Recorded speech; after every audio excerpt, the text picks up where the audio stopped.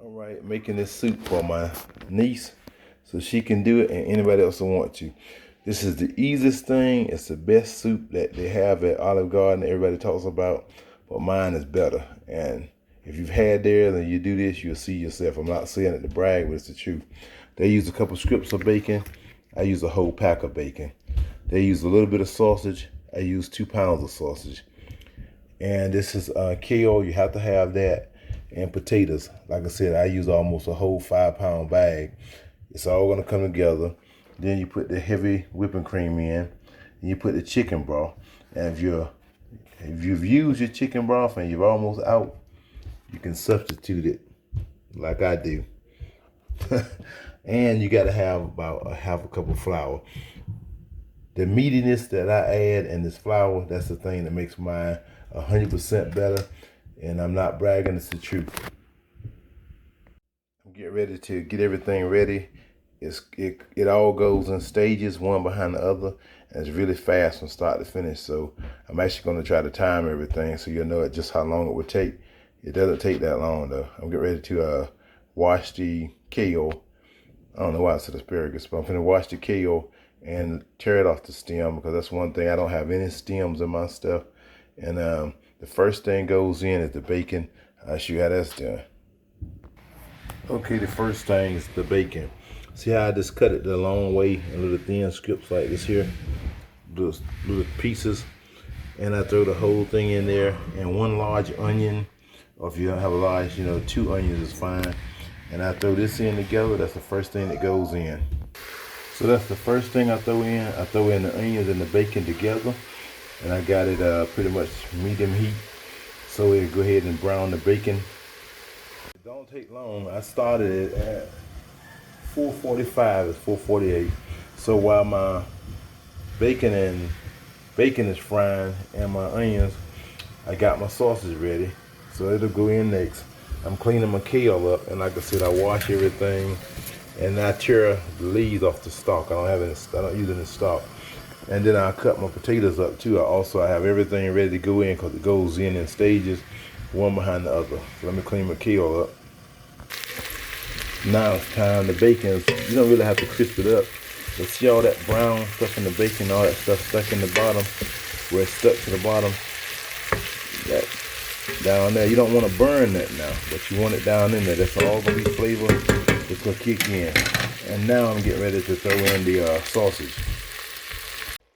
Now I throw all the sausage in there, and actually you can turn the heat up and put a lid on it. It don't matter. You pretty much just browning the sausage just like you would. Hey, go back in there. You're just pretty much browning the sausage just like you would hamburger for spaghetti. So when it's brown, you add other stuff. Hear them old bad boys fighting all the time, beating each other with sticks. And one do it, one complain, the other one starts the other one. Kids having fun though.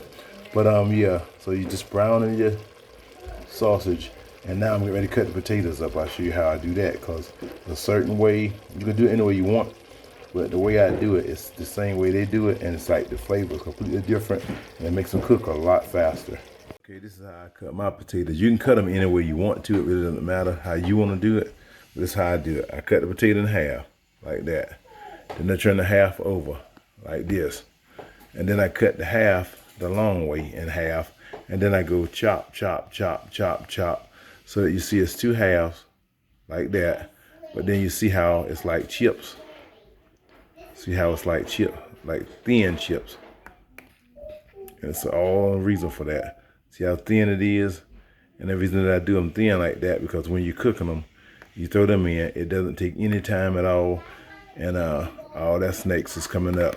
But like I said, I start off with the bacon and the onion cooking.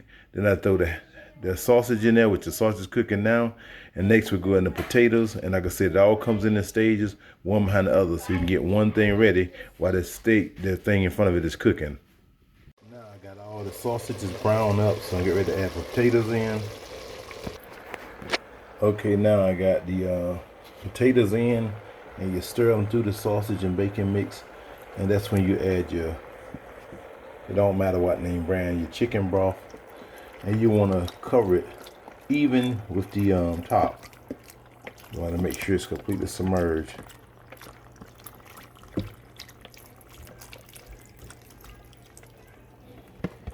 That's not quite enough. And this is what I was saying, like I didn't have quite enough. So you can use off-name brand chicken stock if you need to stretch it out. But you want to cover it. You want to at least cover it completely. Like, that's good. I'll show you why. See how I got it even with the top of it? And that's what you want. And now you can actually turn the heat to it. Let it rip, because one thing you're doing now is as soon as the potatoes start getting where they're not crunchy, you don't want them to get soft because then they'll get mushy. But as soon as they get a little soft from having any crunch at all, that's when you go to the next level. And like I said, I done got my key already. And like I said, I don't like that stem, so I always pull it off the stem. I wash it good and I get it off the stem. And remember this here, you do not put your kale in until everything is practically done and it's at like the last minute. That's everything is done completely. And you put the kale in at like the last minute, just long enough for it to get wet pretty much and stir it through, because you want the kale to have some crunch. Even if you don't like kale, trust me, you got to put this in. Everything complements each other. This is the last three things that go in. You got the kale, you got the heavy cream, and you got the flour. And I'm gonna show you what to do with all three of these. And remember, everything goes in stages and the proper time. It all comes out perfect, because like I said, the kale is the very last thing, because you want it to have some crunch to it. Even if you don't like kale, you gotta try it. If you leave anything out, I've done it by accident because I was rushing. I forgot to get kale. This soup is completely different. It has to have everything. Even if you don't like kale, people that have tried it say, man, that's good. Because the thing is, each thing in it complements each other. And you'll notice I haven't added any salt or any pepper or any other seasoning. You don't need it, because the sauce